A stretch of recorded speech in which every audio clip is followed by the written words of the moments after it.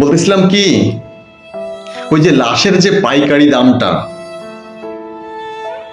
25,000 টাকা, ওইটা একটু বাড়ায় দেওয়া যায় না? মানে আর কি 25 থেকে 50 করা যায় না?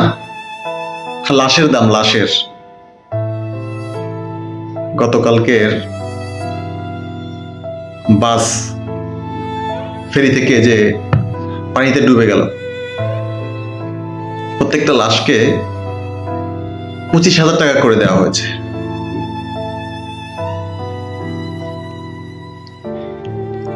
চারিদিকে মৃত্যুর এত মিছিল, মানে বেঁচে আছি এটাই যেন একটা অবিশ্বাস্য ব্যাপার, বিস্ময়কর ব্যাপার। চারিদিকে শুধু মৃত্যু, মৃত্যু আর মৃত্যু। কোথায় যাবেন আপনি? সড়ক পথে যাবেন, অ্যাক্সিডেন্ট। এই 10 দিনে, ঈদের পর এই 10 দিনে দেখেন, নৌপথে অ্যাক্সিডেন্ট, রেলপথে অ্যাক্সিডেন্ট, সড়ক পথে অ্যাক্সিডেন্ট।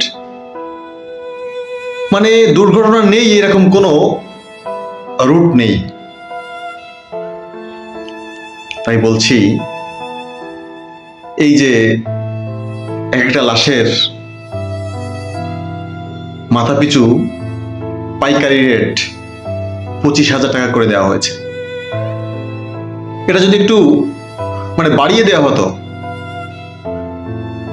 তাহলে লাশটা সৎকার করতে, দাফন কাফন করতে একটু সুবিধা হতো এই আর কি। মানে ব্যাপারটা হচ্ছে এরকম যে একটা লাশ ঘটনাস্থল থেকে বাড়ি পর্যন্ত পৌঁছাতে যে কত টাকার দরকার, প্রত্যেকটা ঘাটে ঘাটে, প্রত্যেকটা পদে পদে সন্তান স্বজন হারানোর যে বেদনা তা তো আছেই। তাছাড়া এই যে প্রত্যেকটা ঘাটে ঘাটে যে কি পরিমাণ টাকা, কি পরিমাণ শ্রম লাগে, এরা সত্যি যাদের সন্তান স্বজন হারিয়েছে শুধুমাত্র তারাই জানে। একটা লাশ বহন করে বাড়ি পর্যন্ত নিয়ে যেতে কত টাকা লাগে। তারপর সেই লাশের যদি ময়না তদন্ত হয়ে যায়, তাহলে তো আর কথাই নেই, মর্গে থেকে বেরোতে কাড়ি কাড়ি টাকা লাগে। তারপরে বাড়ি এনে গোসল করানো, কি আর বলবো, গোসল করাতেও টাকা লাগে।